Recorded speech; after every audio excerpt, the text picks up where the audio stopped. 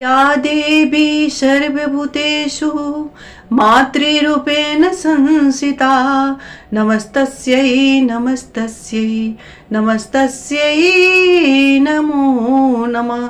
जय माता दी दोस्तों, प्रिय दोस्तों, आइए इस वीडियो के माध्यम से जानते हैं कि 2025 में शारदीय नवरात्रि में कन्या पूजन कब किया जाएगा, किस शुभ मुहूर्त में कन्या का पूजन करना चाहिए, क्या हमें कन्या को कौन सी चीज भेंट करना चाहिए जिससे जो भी मनोरथ है सो पूर्ण हो।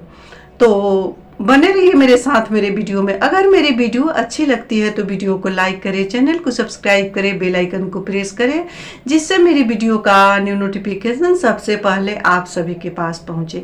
सबसे पहले मैं बता दूं कि जो बहनें नवरात्रि का व्रत रखती है या नहीं रखती है, उनको अगर इच्छा है, श्रद्धा है तो कन्या पूजन अवश्य करना चाहिए।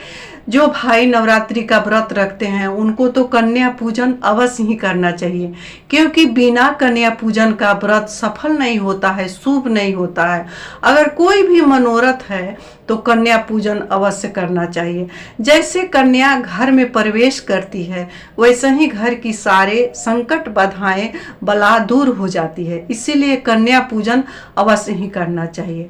अब रही बात कि कन्या पूजन अष्टमी में करे या नवमी में करे या एकम से करे, तो प्रिय दोस्तों मैं बता दूं कि कन्या पूजन का नियम शास्त्रों के अनुसार एकम सी है। पहला दिन एक कन्या का पूजन किया जाता है, दूसरा दिन 2 कन्या का, तीसरा दिन 3 कन्या का। अगर वैसा संभव नहीं है तो हम लोग अष्टमी या नवमी को कन्या पूजन करते हैं। आप चाहे तो अष्टमी में भी कन्या पूजन कर सकते हैं, आप चाहें तो नवमी में कन्या पूजन कर सकते हैं, क्योंकि दोनों दिन बहुत ही शुभ है। और कन्या पूजन का बहुत ही दोनों दिन सुबह 4 बजे से ही शुभ मुहूर्त लगा हुआ है, 11:56 से अभिजीत मुहूर्त है, रवि योग है, इसीलिए पूरे दिन ही शुभ दिन है, उसमें आप कन्या पूजन कर सकते हैं।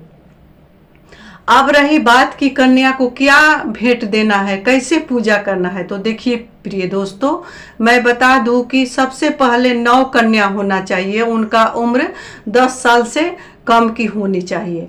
जैसे हम लोग क्षत्रिय कन्या का पूजन करते हैं उसी तरह उम्र का भी यहाँ गणना किया जाता है। ब्राह्मण कन्या का पूजन करते हैं, वैश्य कन्या का पूजन करते हैं, शूद्र कन्या का पूजन करते हैं। अलग अलग फल प्राप्ति के लिए अलग अलग कन्याओं का पूजन किया जाता है। वैसे जैसे 2 साल की कन्या का पूजन किया जाता है तो धन लक्ष्मी की प्राप्ति होती है। 9 साल की कन्या का पूजन करने से शत्रु पर विजय प्राप्त होता है। वैसा ही माँ जगत जननी को कन्या रूप में पूजन किया जाता है। तो सबसे पहले जो कन्याएं हैं उनको पहले से आमंत्रण देना चाहिए कि मेरे यहाँ कन्या पूजन है, आपको आना चाहिए। बहुत आदर से कन्याओं को बुलाएं। 9 कन्या के साथ एक भैरव भैया भी होना चाहिए, क्योंकि जहाँ माँ जगतजननी का पूजा होता है 9 कन्या का, वहाँ एक भैरव का होना आवश्यक है। अब रही बात कि उनको कैसे पूजन करना है, कैसे भोग लगाना है, क्या उनको भोजन कराना है, तो देखिए दोस्तों मैं बता दूं कि कन्या का पूजन खीर पूड़ी या दही चिवड़ा या मिष्ठान रसगुल्ला से किया जाता है अपने सामर्थ्य अनुसार। अगर आप बनाने में समर्थ हैं तो आप खीर पूड़ी, चना का सब्जी बनता है सेंधा नमक में, उसी से कन्या का पूजन किया जाता है। नहीं तो दही चूड़ा शक्कर से भी कन्या का पूजन किया जाता है। कुछ फल कुछ मिष्ठान भी जरूरी होता है। सबसे पहले कन्याओं को घर में बुलाएं तो उनको आसन पर बैठा करके चरण उनका पखारा जाता है। चरण को पखार करना 9 कन्या को, और भैरव भैया जो हैं उनको कन्या के दाहिने साइड में बैठाया जाता है। ठीक उसी तरह पूजन किया जाता है जैसे 9 कन्या का पूजन होता है, उनका भी पैर पखाड़े। उसके बाद पैर पखाड़ने के बाद 9 कन्याओं का पैर में महावर लगा करके, उनके हाथ में कलावा बांध करके, उनको टीका लगा करके, माथे पर चुंदरी, लाल चुंदरी ओढ़ा करके माँ कन्या को वहाँ पर भोजन परोसा जाता है।